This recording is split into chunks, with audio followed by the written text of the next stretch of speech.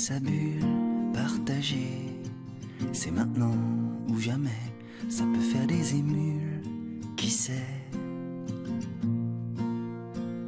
Des milliards de cellules reliées, maintenant comme jamais, pour que plus rien ne brûle après. Unifier les âmes qui errent, c'est maintenant ou jamais, pour apprendre des drames d'hier. Bonjour Christian. Bonjour. Comment allez-vous? Ça va très bien, là il fait beau. Il fait beau, on est dans un cadre verdoyant, pleine nature, très agréable. Mais pour parler, on va tâcher de parler vraiment vérité, on va parler cohérence, puisqu'on est dans la nature, on entend les oiseaux. On va essayer de parler de cohérence, de trouver une cohérence dans tout ça. Vous êtes un jeune retraité apparemment? Oui, depuis le mois de mars dernier. D'accord. Je suis très heureux, même si je vais continuer à collaborer à des projets de recherche. Et bien sûr, je vais continuer à dire la vérité sur les domaines scientifiques et médicaux que je connais.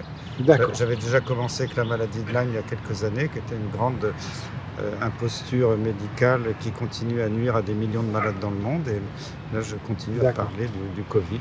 Donc vous avez écrit un livre sur la maladie de Lyme? Oui, La vérité sur la maladie de Lyme aux éditions Odile Jacob, qui était traduit en anglais, qui s'appelle Crypto-infection, Crypto-infection, les infections cachées, aux éditions Hammersmith à Londres. Et 2 livres sur le Covid. Et 2 livres sur le Covid. Y a-t-il une erreur qu'ils n'ont pas commise? Voilà. Et décidément, ils n'ont toujours rien compris. Les 2 livres chez Albin Michel. Très bien. Alors on mettra les liens vers ces listes en description de la vidéo. Alors Christian, je tiens quand même déjà tout d'abord à prendre le temps de vous présenter. Parce que c'est vrai que par les temps qui courent, on a tendance, je trouve, à vraiment faire penser les gens à l'envers.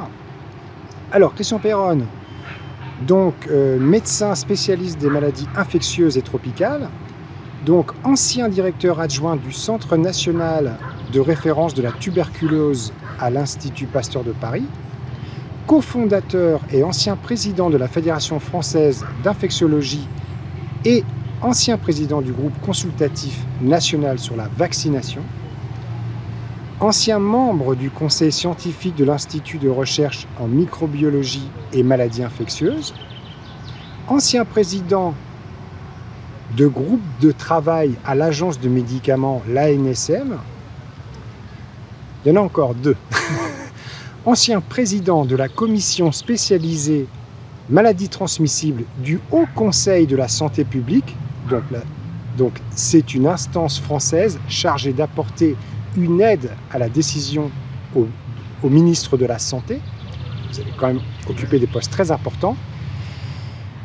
Avant-dernier poste, ancien vice-président à l'Organisation mondiale de la santé, à l'OMS, donc ancien vice-président, donc du groupe étage d'experts pour la vaccination de la grande Europe, c'est-à-dire même les pays de l'Est, la Russie, la Turquie, etc.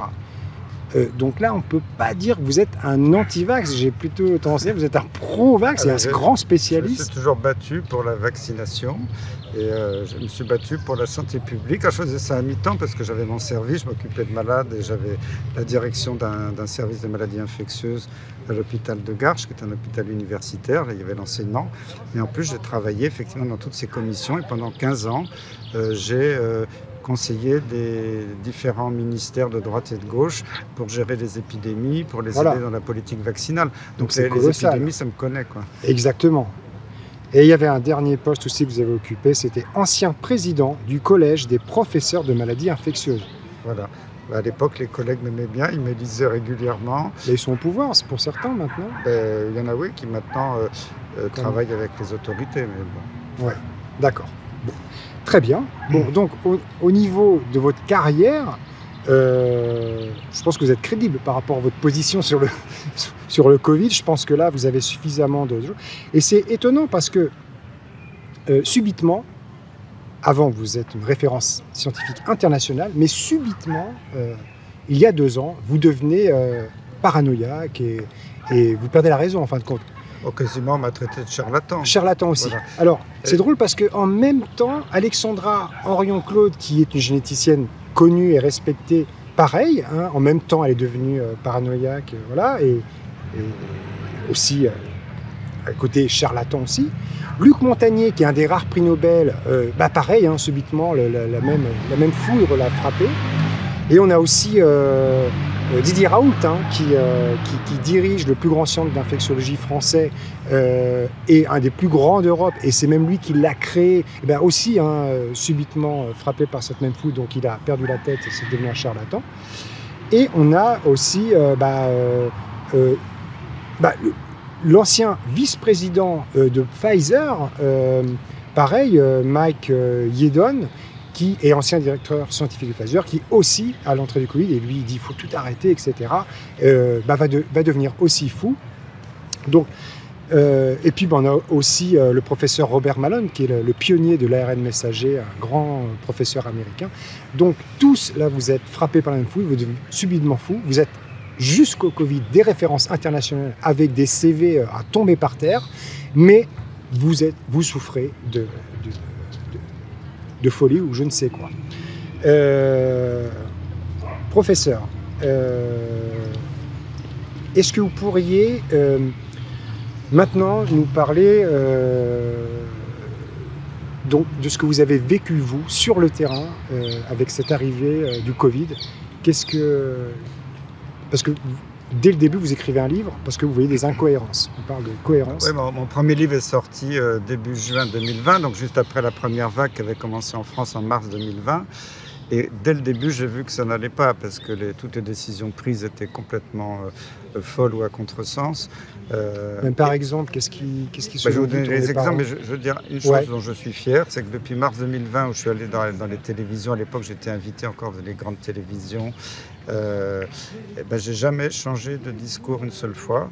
Contrairement à certains experts qui un coup vont à droite, un coup vont à gauche, moi je n'ai jamais changé parce que je sais que je suis dans la vérité et tout ce que j'ai dit, d'ailleurs tout ce que j'ai écrit dans mes livres a été prouvé.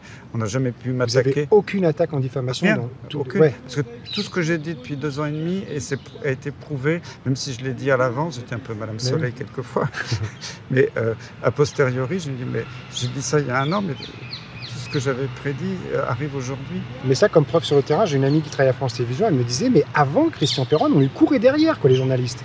Aujourd'hui, il y a cette histoire. Moi, j'ai travaillé avec les journalistes de la télévision, des journaux depuis plus de 30 ans, parce que ils m'aimaient bien, j'étais invité, je disais pas trop de bêtises quand il fallait parler de choses sérieuses dans la gestion des maladies infectieuses.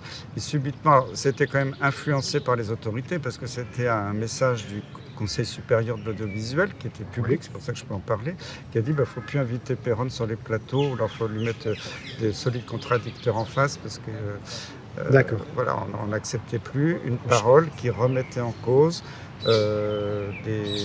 des décisions qui étaient complètement folles et qui ne reposaient sur aucune donnée scientifique. Et c'est vrai que j'avais entendu des gens dire, mais cette histoire, elle est religieuse, parce qu'il y a que dans la religion, on ne peut absolument pas contester les choses, le texte il est comme ça, on ne le change pas, et là, on a l'impression que toutes les personnes comme vous, des scientifiques qui sont des lanceurs d'alerte, et non pas des complotistes, mais des lanceurs d'alerte, subitement deviennent, en fin de compte, des gens à ne surtout pas écouter. Mais je suis très fier d'avoir été élu ou nommé par la presse ou certains médias le chef des complotistes, parce que les complotistes sont ceux qui dénoncent les comploteurs. Et moi, ça m'a sauté aux yeux dès le début qu'il y avait un grand complot mondial. Je l'ai dénoncé, on m'a traité de complotiste, j'en suis fier, je l'assume, et je pense que les Français reconnaîtront que les complotistes, en fait, ce sont ceux qui ont raison bien avant tout le monde, les complotistes. Bien sûr, mais même pendant la guerre, on traitait, il ne faut pas faire de l'arbitrage de la guerre, on traitait les résistants de terroristes. Le pouvoir appelait les résistants terroristes. Donc Jean Moulin, il ne se trimballait pas comme ça à boire des cafés à Saint-Germain-des-Prés. Et il se cachait. Et aujourd'hui, ce sont des héros. On a des lycées, Jean Moulin, etc. Donc, de toute façon, la personne qui s'oppose à un système en place, de toute façon, est un danger. Donc, bon, on va pas... moi, j'aimerais qu'on parle plus de ce que vous avez vécu sur le terrain, parce que moi, ce qui m'a vraiment interpellé chez vous la première fois, c'est que vous avez été un des premiers à dire « Mais attention, j'ai le sentiment vraiment, avec des preuves sur le terrain, vous avez vu qu'il y avait des faux cas de Covid, qu'il y avait comme quelque chose qui augmentait les... Alors ça, c'était pas au tout début, parce que la première vague, il n'y avait pas encore de test PCR. Oui. Les tests diagnostiques, là, on vous ramène le nez avec la rideau, là, pour démolir la base du cerveau. Donc les diagnostics étaient cliniques. C'est-à-dire que le médecin disait, a priori, c'est un tableau de Covid. Il y avait des images radiologiques au scanner des poumons qui étaient assez caractéristiques. Et surtout, ce qui était très nouveau par rapport au syndrome grippaux habituel, c'est la perte du goût et de l'odorat, qui était exceptionnel dans la grippe et qui là était très fréquent. Donc quand on avait déjà tous ces signes cliniques, ça ne pouvait pas être autre chose qu'un Covid. Donc déjà le médecin faisait son diagnostic clinique et radiologique. Après, courant avril, quand l'épidémie commençait à gonfler, les premiers tests PCR sont arrivés, mais ils étaient réservés aux hôpitaux. Donc ils servaient pour le médecin hospitalier à confirmer un cas. Alors ils n'étaient pas toujours positifs, même devant un Covid évident, il y avait des tests négatifs parce que ces tests ne sont jamais parfaits. Bon, c'était comme ça une petite aide au diagnostic. Et du coup, à l'époque, jusqu'à fin juin, l'été 2020, le nombre de cas diagnostiqués par les médecins était fiable. On avait affaire à un vrai nombre de cas. D'accord. Après, où ça a déliré totalement, c'est qu'il y a des experts, alors c'est parti d'Allemagne et puis ça a dérivé avec tous les experts du monde entier. On a dit qu'il fallait faire des tests PCR à tout le monde, en population générale, en dépistage. Si votre voisin a éternué, vous devez faire une PCR. S'il y a un cas de Covid diagnostiqué, tout l'entourage doit faire la PCR. Vous n'avez pas le droit de retravailler, de retourner à l'école. Et ça a été un délire scientifique total parce que, je ne veux pas rentrer dans les détails, mais la PCR, c'est pour amplifier des millions de fois un fragment de virus. On ne peut pas isoler comme ça facilement. Mais on n'a pas le droit de faire des PCR en dépistage de masse chez les gens qui n'ont aucun symptôme. C'est un non-sens parce qu'une PCR génère toujours des faux positifs. C'est-à-dire que ce n'est pas un test parfait. Elle va générer des cas qui vont être déclarés positifs alors qu'il n'y a pas de virus. Mais j'avais lu, je ne sais pas si c'est une fausse information, que le créateur du PCR avait dit que c'était surtout pas à utiliser en cas d'épidémie. Ah oui, bien sûr. C'était Kary Mullis, je crois, qui a eu le prix Nobel en Californie et qui est mort malheureusement juste avant l'épidémie de Covid. Mais il l'avait dit, bien sûr. Parce que quelquefois, il était un petit peu scandalisé par les dérives de la PCR où les gens faisaient des dépistages de tout et n'importe quoi. Donc voilà, continuer à utiliser la PCR à bon escient pour conforter des cas si le diagnostic n'était pas évident, il y avait une logique. Mais faire de la PCR comme ça, en plus l'exiger pour aller dans un train, rentrer à l'école, et ça a en plus généré des fausses épidémies. Parce que l'épidémie, elle existe toujours. Je ne suis pas un dénégateur. Le virus a existé, même si maintenant on sait qu'il a été fabriqué. Bon, il a circulé. Il a muté. Donc pour beaucoup. vous, c'est clair, c'est un virus qui sort dans le laboratoire. Moi, je ne connais pas un seul virologue sérieux qui dise le contraire aujourd'hui. Aujourd'hui, au début, c'était une théorie complotiste, mais maintenant, je ne suis pas compétent, je n'ai pas vérifié moi-même, mais quand on regarde, ça semblait évident que ça n'allait pas tomber comme ça du pangolin, c'était une histoire inventée. Alors, les variants étaient de moins en moins virulents. Mais on nous faisait croire que la prochaine épidémie allait être encore plus terrible que la précédente, et avec des tests PCR souvent positifs chez les gens qui étaient en pleine forme. On a fermé des écoles entières parce qu'il y avait un gamin ou deux qui avait un test positif, mais quelquefois faussement positif, ils étaient en pleine forme. Du coup, tout le monde a été décrété cas contact, y compris les enseignants. Et comme ça, on a fermé des... Et un jour, le ministre était très fier de dire, on a, je ne sais plus le chiffre exact, mais enfin plus de 1000 écoles fermées. Il était ravi de ces chiffres, ce qui était complètement stupide parce que ça ne représentait pas des malades, ça représentait des gens en pleine forme. C'était des épidémies de tests faussement positifs et pas des épidémies de cas. D'accord. Et c'est pour ça que ça, malheureusement, je pense, ça induit de la perversité dans les statistiques, parce que les médecins, les hôpitaux, quand ils déclaraient un cas de Covid ou un test positif, ils touchaient une rémunération supplémentaire. Alors ça, on m'a dit, mais non, c'est pas possible. Non, mais c'est officiel, il y avait des textes de la Caisse d'assurance maladie avec les tarifs. Voilà, et ça, c'est justifié, quoi. Vous avez un cas Covid, on vous donne une somme pour avoir des infirmières. C'était quoi le... Oui, en théorie, vous avez plus de pression de soins, donc on vous donne plus d'argent. D'accord. Je ne condamne pas ça a priori, mais ça induit un système un peu pervers. Oui. Voilà, puis, oui, surtout que les hôpitaux sont de plus en plus... Alors, je ne dis pas qu'il y a beaucoup d'hôpitaux en fait de façon tout à fait honnête, c'est pas ça que je veux dire. Mais ça a pu faire gonfler les chiffres. Ce qui se passe, c'est que comme on faisait des tests obligatoires à tout le monde, tous les gens qui arrivaient à l'hôpital, et éventuellement tous les gens qui mouraient aussi, toute personne qui était hospitalisée ou qui mourait avec un test positif était déclarée la cause de l'hospitalisation était déclarée Covid ou la cause du décès était déclarée Covid.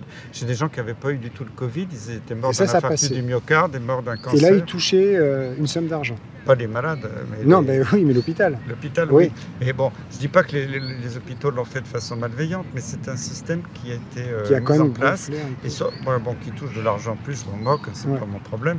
Mais ce qui m'a choqué, c'est que ça a gonflé les chiffres de l'épidémie, ça a gonflé les chiffres des morts, parce que beaucoup de morts ne sont pas morts du Covid, mais sont morts d'un test positif, avec un test positif Covid.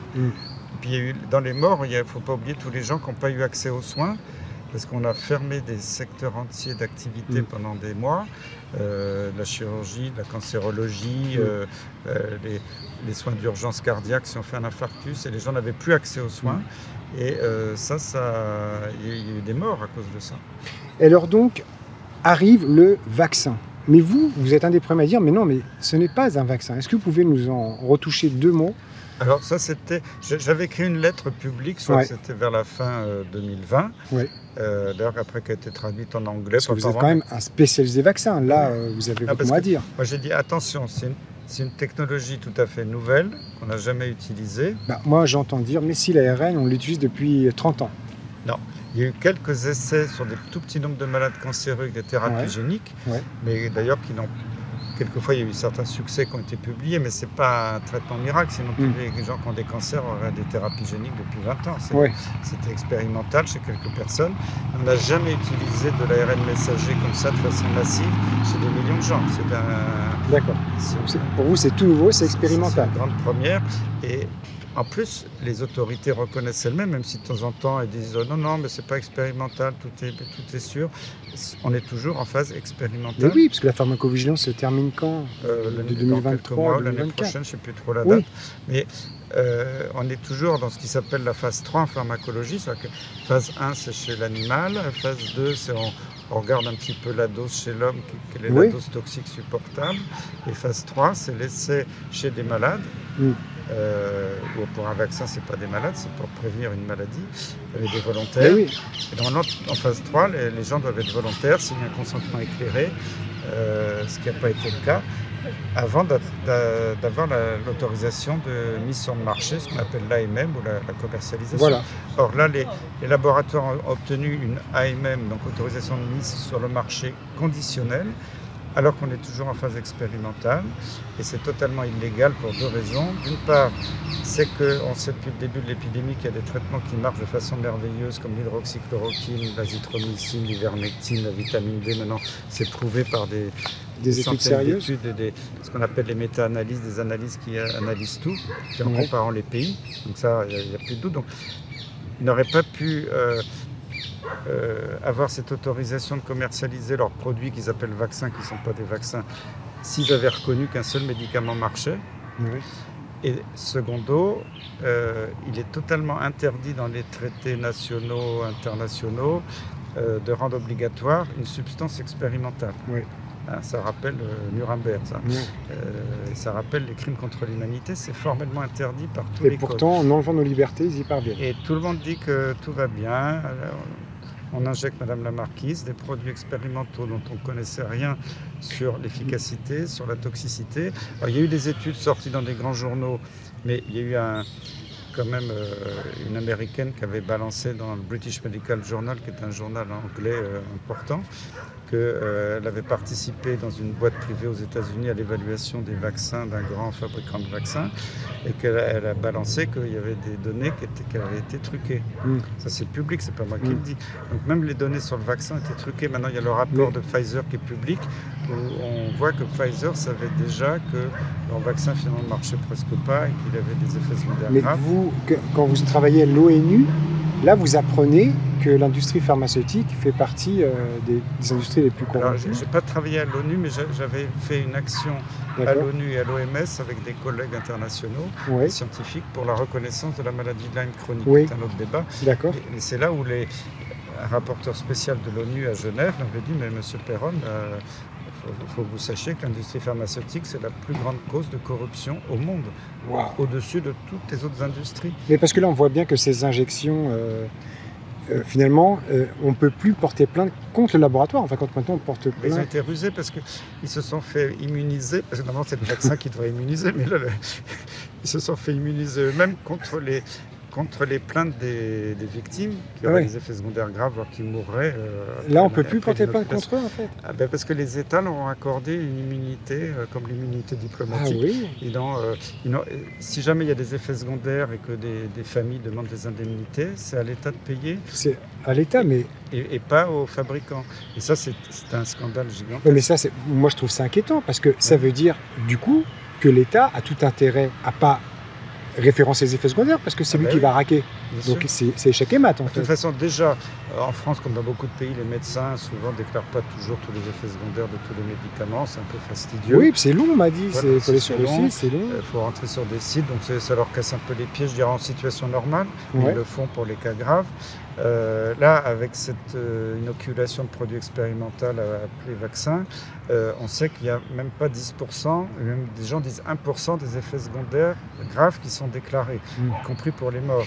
Et pourtant, j'avais vu, c'était l'année dernière, il y avait le site de l'ANSM, si c'était l'année dernière, qui avait référencé en 6 mois 900 décès post-injection, et ils avaient référencé en 25 ans 1000 décès, tout vaccin confondu. Et ça, ce chiffre-là a disparu du site. Souvent, les choses qui dérangent disparaissent. Oui, parce que ça voulait dire qu'il y avait autant de morts en 6 mois qu'en 25 ans. On l'a vu sur des bases de données internationales où il y avait des lignes de chiffres qui disparaissaient sous les yeux des gens qui surveillaient ça tous les jours. Donc on sait maintenant dans les bases de données officielles qu'il y a des dizaines de milliers de morts en Amérique du Nord, en Europe. Ça dérange personne. Je rappelle que quand il y avait eu un vaccin que le président Ford aux États-Unis avait voulu imposer pour la grippe porcine, après, je ne sais plus le chiffre exact, mais c'était de l'ordre de 25 morts, ils ont arrêté tout. 25, on arrête les frais, là il y en avait des dizaines de milliers. Bien sûr. On continue, tout va bien, madame. Là, il y a une explosion des infarctus chez les jeunes, chez les moins jeunes, autour de moi.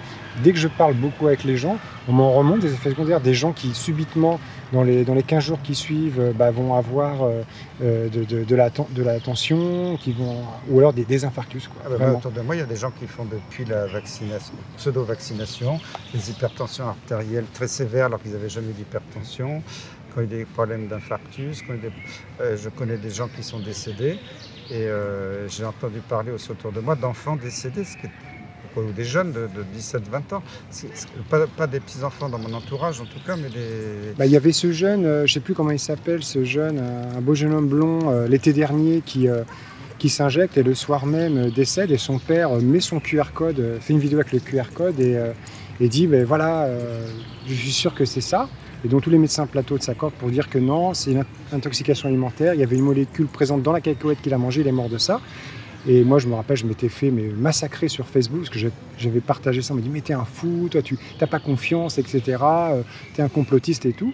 Et en fait, 3 ou 4 mois après, l'autopsie disait qu'il est mort d'une myocardite, je crois. Donc, il n'y avait aucune raison, quoi. À 18 ans... Malheureusement, en France, on fait presque plus d'autopsies, mais dans les pays qui en font, on s'aperçoit que dans beaucoup de cas de décès, il y a une preuve que c'est des thromboses liées au vaccin. Les thromboses. C'est pour ça qu'AstraZeneca a arrêté, Moderna aussi. Et quand on voit, il y a plus de 1000 sportifs qui sont morts, les sportifs qui étaient des jeunes en pleine force de l'âge qui s'écroulent sur un terrain de football. C'est quand même des choses horribles. Et puis on voit tous ces pilotes, ces navigants, les hôtesses de l'air, les stewards qui font des problèmes en vol, parce qu'avec la baisse de la pression d'oxygène et puis la baisse de la pression et puis de l'oxygène, ils font des accidents de thrombose en plein vol. Et il y a des avions qui ont été détournés, il y a eu des plaintes en justice aux États-Unis, en France, et les médias n'en parlent pas. D'accord. Il y a des avions qui ont été détournés parce que le pilote n'était pas bien, et on disait qu'il y a un petit problème technique. Et puis le problème très grave pour les jeunes actuellement, c'est la stérilité. Ces femmes qui ont perdu leurs règles, elles sont des milliers et des milliers. Il y a une association qui a été créée. Et des femmes qui étaient ménopausées, qui retrouvent aussi les règles. C'est incroyable. Mais moi, quand je vois ça, je me dis, mais chez les femmes, c'est visible les règles. Mais nous, on n'a rien de visible. Donc, est-ce qu'il n'y aurait pas aussi un moi, effet? je sais que j'ai entendu de la part de certains hommes qui ont eu des douleurs testiculaires après l'inoculation des pseudo-vaccins. Donc, peut-être que je n'ai pas de données. Ouais, là-dessus, on n'a pas de données claires. C'est un problème sur la fertilité, parce que ça, on ne peut pas le voir immédiatement. Mais j'ai quand même vu passer, alors je n'ai pas vérifié les infos, mais qu'il y aurait une baisse de la quantité de spermatozoïdes chez certaines personnes qui ont reçu les inoculations. Alors, encore une fois, l'idée, c'est pas de chercher la petite bête, c'est pas d'être un Français râleur, c'est pas l'idée de contester à chaque fois. L'idée, c'est de trouver une cohérence dans tout ça. Et moi, comme tout à l'heure, on a longuement parlé, je vous disais que c'est vrai que j'aime bien me replonger dans les épisodes de Colombo parce qu'il arrive comme ça sur une scène de crime et on lui donne une narration officielle. On va lui dire, voilà, la dame est morte là, sur ce bateau, l'arme elle est là-bas, le monsieur il est en prison depuis 2 jours. Et lui regarde ça avec ses yeux, comme vous avez regardé le Covid, et il va dire, mais il y a des trucs qui ne sont pas cohérents. Et donc, à partir du moment donné où ce n'est pas cohérent, il va chercher les bonnes pièces du puzzle. Et au final, à la fin, et en plus, il traite toutes les personnes de toute classe sociale de la même manière, un petit peu comme un mec un peu simplé, mais qui va simplement aller chercher et enquêter. Et au final, eh ben, il décrit la scène claire et complètement cohérente. Et vous, je trouve que en tous les cas, moi, ce que je vois, quand je vous écoute, avec toutes les personnes que je parle, j'aimerais tellement dire, mais le gouvernement est là pour notre bien, l'industrie, j'aimerais tellement tous les jours, mais je n'ai pas d'arguments qui vont dans ce sens-là. Depuis le début, tout est incohérent. Les masques qui sont utiles. Alors les masques, qu'est-ce que... Ils sont très utiles quand tu es dans la même pièce que quelqu'un qui crache et qui tousse. Parce que ça évite la projection des particules. Le virus, il n'est pas libre dans l'atmosphère, il a des petites particules de sécrétion respiratoire. Donc le masque va faire que vous en inhalez moins. Donc à la fois porté par le malade et la personne qui est dans la même pièce, mais c'est valable en intérieur pour des gens qui ont des symptômes, qui toussent et qui crachent. Ça n'a aucun intérêt dans la nature. Et moi je disais que c'est dangereux de porter ça à l'extérieur. Ça fait baisser l'oxygène dans le sang, la respiration est utile pour éliminer les déchets. C'est toute la journée on porte un masque sur le nez. On respire ce qu'on rejette en fait. Ses propres déchets. C'est un scandale. Il n'y a aucune étude qui a montré que ça servait à quelque chose. C'est un nid à bactéries. Déjà, les masques, et puis quand il n'y en avait pas, ils disaient que ça ne servait à rien. Puis le jour où ils sont arrivés de Chine, c'était obligatoire. Après ça, les tests, on en a parlé, c'était une foutaise qui a créé des épidémies. Pour vous, ça ne sert à rien en extérieur En extérieur, non, les masques, ça ne sert à rien du tout. Les confinements. Alors les confinements, les couvre-feux, tout ça. Que ça servait à rien. Vous êtes un spécialiste des maladies infectieuses. Regardez, la Suède n'a jamais confiné. Ils n'ont pas eu plus de problèmes et même ils s'en sont mieux sortis parce qu'ils ont facilité l'immunité naturelle plutôt que le vaccin. Et ça, c'est un terme qui a disparu même de l'OMS. Le port du masque a été étudié dans des études avec tirage au sort au Danemark. Je crois qu'il y en a eu une à Hong Kong. On a montré que ça ne servait à rien. Donc tout ça, c'est montré que ça ne sert à rien. Et puis quand le gouvernement veut faire peur aux Français, si vous n'êtes pas gentil, on va vous remettre le masque, on va vous reconfiner. Et maintenant, on va vous refaire une 4e dose. Alors, ces pseudo-vaccins, on en a parlé, ça ne sert à rien. Donc, de début à la fin, ils ont pris toutes les mauvaises mesures, d'où le titre de mes livres. Et ça m'affole parce que cette épidémie, si on me confie la gestion, en 3 mois c'est terminé. Il suffit d'isoler les malades, de les traiter. C'est comme ça qu'on gère une épidémie. C'est pas en confinant les gens dans la nature avec des gendarmes qui étaient sur des plages désertes où il y avait 2 personnes qui étaient à 500 mètres, qui étaient en train de marcher les pieds dans l'eau et ils se faisaient arrêter avec 135 € d'amende parce qu'ils n'avaient pas le masque, ils n'avaient même pas le droit de sortir sur la plage. On est tombé dans un délire total et ce qui m'a fait de la peine, c'est que les Français se sont laissés manipuler par les médias. Je crois que les médias ont joué un rôle colossal autant que les politiques. C'est incroyable. Si pas les médias, l'épidémie serait terminée depuis longtemps. Et les Français ont tout gobé, on leur a fait peur.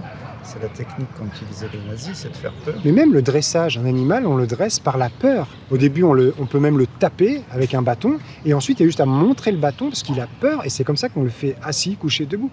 Là, les gens sont maintenus par la peur, moi, c'est ce que je ressens. Mais encore une fois, j'aimerais tellement me dire que tout ça, c'est pour le bien, que c'est la baguette magique, qu'on devrait tous l'avoir, et il n'y a rien de tout ça, parce que autour de moi, j'ai plus de malades qui sont injectés que de personnes non injectées. Maintenant, il y a plus d'injectés que de non injectés. Ça dépend des pays, parce que les pays qui n'ont pas inoculé les pseudo-vaccins, l'épidémie est terminée, il n'y a plus de morts depuis longtemps. Nous non plus, il n'y a plus de morts. Donc ces produits qu'ils ont appelés vaccins, c'est en fait des facilitateurs du virus qui permettent d'entretenir l'épidémie. Parce que si on arrête ces campagnes de vaccination, l'épidémie s'arrête, parce que les virus sont de moins en moins virulents. D'accord. Mais alors, par rapport à ça, 2 choses, le Lancet Gates et le Remdesivir, est-ce que vous pouvez rappeler ce que c'est que cette affaire du Lancet Gates? C'était au tout début. dès le début mars 2020, alors que l'épidémie démarrait tout juste en France, des experts à la télévision ont dit on a un médicament miracle, le remdesivir, ils avaient fait une tentative d'utilisation avec Ebola, ça n'avait pas bien marché. Mais ça, c'est un médicament pour les maladies infectieuses. Ça a été créé au départ par l'industrie nucléaire, parce que c'est un agent mutagène qui crée des mutations. Et ça n'avait pas vraiment été testé dans le Covid. Alors je ne sais pas pourquoi d'emblée des experts ont dit tiens, on a le traitement miracle du Covid, il n'y avait pas eu de grosse étude chez l'homme. Mais apparemment, c'est 1 000 € la dose par contre. Ah oui, alors que l'hydroxychloroquine, ça coûtait en plus, c'était en perfusion intraveineuse, donc compliqué à administrer. Bon, il y a des médecins qui ont voulu l'administrer à des formes sévères. C'est une catastrophe parce que moi j'étais en relation avec des services de réanimation parisiens, un des premiers services qu'il a utilisé, et un des médecins de la réanimation m'a dit oh là là, ce produit c'est difficile parce que la moitié de leurs malades à qui il avait injecté faisaient des insuffisances rénales sévères. Oui, ça a un déséquilibre grave sur les. Il y avait un rapport officiel du Haut Conseil de la Santé publique, on avait obtenu la version claire parce qu'elle était toute noircie, données confidentielles d'Iliade, qui montrait que le gouvernement savait très bien dès le mois d'avril que c'était toxique pour le foie. Pour le foie aussi. Ils ont continué à le recommander. Et l'État en a acheté pour 1 milliard d'euros. Oui, alors après, comme ils ont vu que les médecins ne voulaient plus en donner parce que les médecins voyaient les dégâts sur les malades, on en a fait cadeau aux Indiens et ça a aggravé l'épidémie en Inde. Si ça participe à la mutation des virus. Dans les États qui avaient vacciné, arrêté l'ivermectine. Maintenant, l'Inde, heureusement, le gouvernement fédéral indien a bien repris les choses en main, a arrêté toute vaccination, ivermectine pour tout le monde, antibiotiques, vitamine D, et l'épidémie, il n'y a plus de morts en Inde. C'est 1,4 milliard d'individus, c'est réglé. Donc voilà, il faut comparer. Mais c'est surréaliste parce que je vois en France obligation vaccinale, pseudo-vaccin comme vous dites, pour tout le personnel soignant. En Belgique, non. Ça n'a jamais été obligatoire. Les soignants ne sont pas vaccinés spécialement. La France avec le Canada et puis un peu l'Italie, c'était les pays les pires en termes, et l'Australie. Mais je crois que le pays le plus injecté, c'est les États-Unis. Après, c'est la France. On est pas loin derrière. En nombre d'injections ? Ouais. Bon, on ne sait pas trop. En pourcentage, je veux dire. Bon. Ok, très bien. Alors, j'avais pris des petites notes aussi, je vais regarder. Alors oui, quand même, l'histoire du Lancet Gate, c'était quand même surréaliste, donc c'est cette Lancet revue. Gate, le Lancet, c'est un grand journal médical qui est le numéro 2 dans le rang des journaux médicaux internationaux. Avait publié, donc je crois que c'était au mois d'avril 2020, une immense étude sur plus de 90 000 patients qui sortaient du chapeau, comme quoi la chloroquine ne marchait pas et était dangereuse, etc. Donc ça, c'était le traitement proposé par le professeur Raoult. Voilà. Hydroxychloroquine. Mais avant Raoult, même Anthony Fauci aux États-Unis avait dit il y a plusieurs années que ce serait le traitement d'une épidémie de coronavirus. C'était déjà connu que ça marchait sur des coronas. Même les autorités américaines l'avaient dit, et les Chinois l'avaient dit, ils l'ont utilisé avant les Européens ou les Américains. Donc c'est évident que ça marchait. Maintenant, depuis, on a la confirmation par toutes les publications scientifiques internationales. Donc là, maintenant, il y a des études qui prouvent que oui. Sérieux. Maintenant, il y a ce qu'on appelle les méta-analyses, des analyses qui analysent tout ce qui est publié. Oui. Même si une étude française est en train d'essayer de sortir pour nous faire croire que c'était toxique pour le cœur, alors que c'était le Covid qui était toxique pour Donc ça, c'est un fait acté, c'est pas un point de vue, c'est clair, publié, ça fonctionne. Publié. Après qu'il y ait eu des fausses publications, il y en a eu quand même plusieurs. C'est vrai, ou des publics pas toutes fausses, mais certaines biaisées ou qui ne prenaient pas en compte toutes les données. Bon, donc pour revenir au Lancet, ce grand journal prestigieux écrit un immense article sur plus de 90 000 patients dans tous les pays du monde. Et c'était totalement incroyable parce que moi qui ai participé à des études comme ça internationales, même si tout le monde ne peut pas être dans la liste des auteurs, et même s'ils en mettent 20 ou 30, on met, et pour le groupe d'études, et puis on met le nom des hôpitaux, le nom de tous les médecins qui ont participé, même en tout petit à la fin, en pièce jointe. Et là, il n'y avait rien du tout. Donc on ne sait pas qui avait fait l'étude, dans quel hôpital. Des chiffres énormes. Il y avait le même ça paraît dans le Lancet. Le même taux d'obésité à New York, au Kenya, en Indonésie. Et là, ce qui m'a fait hurler de rire, c'est un peu triste, mais quelques jours après, il y a le gouvernement australien qui dit tiens, c'est bizarre parce que dans l'étude du Lancet, ils ont plus de malades inclus dans l'étude que le nombre total de malades qu'on a en Australie. C'était incohérence totale. Ils ont été obligés d'avouer que c'était frauduleux. Et il y avait une étude précédente dans le New England Journal of Medicine, qui est le numéro 1 des journaux médicaux, qui était déjà frauduleuse. C'était la même équipe. Ils avaient dit que la chloroquine était toxique pour le cœur. Donc ça fait deux... Alors l'autre était plus petite comme étude, mais on ne sort pas 92 000 malades du chapeau en 5 minutes. Parce que moi j'ai fait des études cliniques. Quand c'est international, c'est très très long. faut toutes les procédures, Ouais. il faut des mois pour la mettre en place. Là, en 15 jours, ils avaient 90 000 malades. Alors, en fait, toutes les données avaient été totalement fabriquées. Et c'est là-dessus qu'Olivier Véran, dès le lendemain, a interdit, pas complètement interdit, mais a presque interdit la chloroquine, ou l'hydroxychloroquine, sur la base de cette étude. Et quand 15 jours après, c'est passé dans les médias que l'étude était frauduleuse, il n'est pas revenu sur sa décision. Non, ça a toujours resté interdit. C'est complètement fou. Bah, c'est parce qu'il y a, bon, bah, je sais pas, mais moi j'en déduis que voilà, le forcing est fait avec les injections anti-Covid. On va dire que finalement ça profite à faire plus de Covid. Finalement, j'ai l'impression que c'est ces injections, parce que c'est vrai que moi je vois vraiment tous les gens aujourd'hui qui sont positifs et malades sont des injectés, quoi. Donc c'est quand même bon. Écoutez, moi c'est mon point de vue en tant que citoyen lambda. Vous êtes un expert de tout ce sujet-là. Merci infiniment pour votre témoignage.